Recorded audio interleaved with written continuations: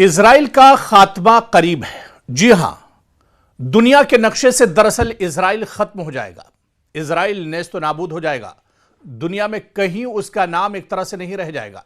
मौजूदा वक्त में जो इजराइल आपको नजर आ रहा है, दरअसल यह भी एक दिया हुआ हिस्सा है, उसका अपना इस दुनिया में कुछ नहीं है।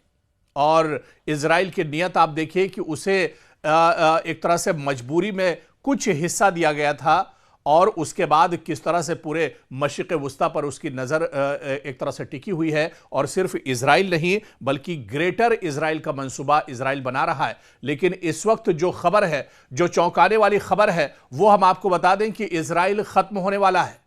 कितना वक्त लगेगा ये तो शायद एक तरह से सही अंदाजा इसका ना हो सके, लेकिन इतना जरूर है कि इजराइल खत्म होने वाला है। जमीन से उसका नामो निशान दरअसल मिटने वाला है। दरअसल इजराइल के ही एक प्रोफेसर, एक बहुत ही माहिर यहूदी प्रोफेसर ने बाकायदा अपनी एक किताब लिखी है और उस किताब में उन्होंने यह दावा किया है कि दुनिया के नक्शे से इजराइल खत्म हो जाएगा, इजराइल नेस्तो नाबूद हो जाएगा। आपको बताते चलें कि इजरायली प्रोफेसर एलान पापे की अपनी किताब इजराइल ऑन द ब्रिंक, जी हां, किताब का नाम आपने सही सुना, इजराइल ऑन द ब्रिंक में यह पेशेनगोई की है उन्होंने। और प्रोफेसर ने कहा है कि इजराइल आने वाले दिनों में खत्म हो जाएगा। और ये प्रोफेसर दुनिया के किसी और हिस्से से नहीं बल्कि खुद ये यहूदी प्रोफेसर हैं। बहुत ही एक्सपर्ट, बहुत माहिर, दानिश्वर ये प्रोफेसर हैं और तालीमी मैदान में इन्होंने बहुत बड़े काम किए हैं जिनका हम जिक्र कर रहे हैं। इजरायली प्रोफेसर एलान पापे अपनी किताब में ये पेशेनगोई करते हैं, अपनी किताब में ये लिखते हैं कि इजराइल दुनिया के नक्शे से खत्म हो जाएगा, इजराइल नेस्तो नाबूद हो जाएगा।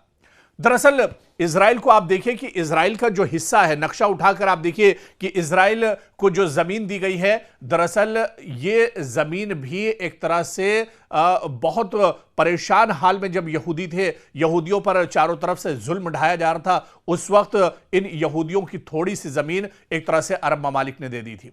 और इसी थोड़ी सी जमीन पर कब्जा करने के बाद आप देखिए कि इस तरह से पूरा फिलिस्तीन एक तरह से अब हड़प चुका है। फिलिस्तीन जो इजराइल और इसके अलावा वेस्ट बैंक पर उसकी नजर है, गजा पूरे तौर से तबाह बर्बाद कर दिया और अब उसकी नजर पूरे मशरिक़ वुस्ता पर टिकी हुई है।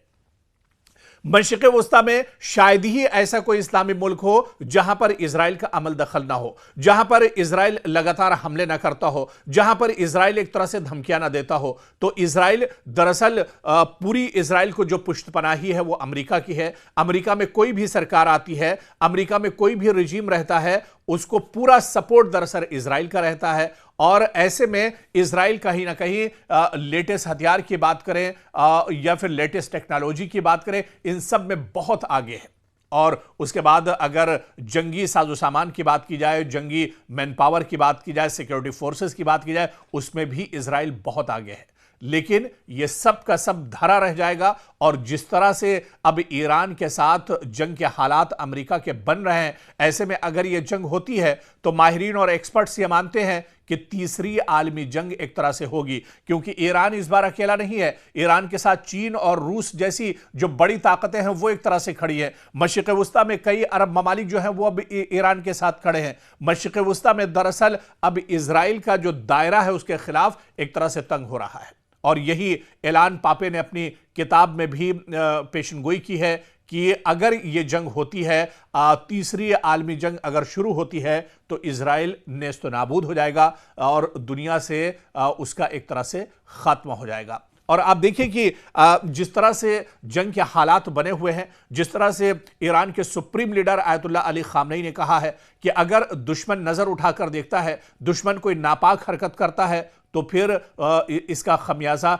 इजराइल को भुगतना पड़ेगा। इजराइल हमेशा से मशरिक़ वुस्ता में खलफिशार फैला कर रखता है। इजराइल हमेशा से मशरिक़ वुस्ता में जो अरब ममालिक और इस्लामी ममालिक हैं उन्हें निशाना बनाकर रखता है। इजराइल हमेशा से ईरान के ऊपर एक तरह से दबाव बनाकर रखना चाहता है।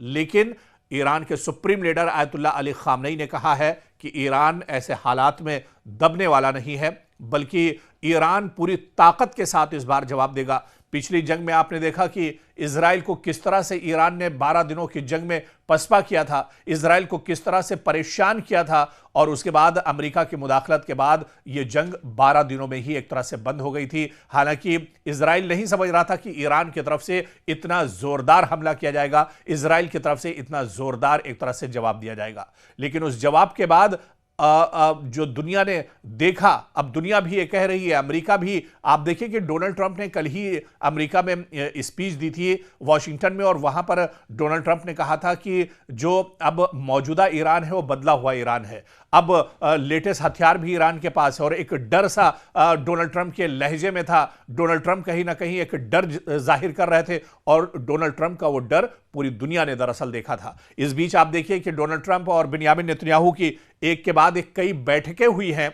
ये बैठकें, ये बातचीत दरअसल एक डर है जो जाहिर होता है, और डर की वजह से ही ये दोनों मुल्क कहीं ना कहीं एक साथ बैठते हैं। लेकिन इतना जरूर है, और कई चीजें इस तरह से देखने में भी आ रही हैं, जो सूरत हाल है मौजूदा, ये देखकर कहा जा सकता है कि जो एलन पापे की जो बुक है इजराइल ऑन द ब्रिंक, इसमें जो इजराइल को लेकर पेशन गोई की गई है, यह दरअसल आने वाले दिनों में सच साबित हो सकती है।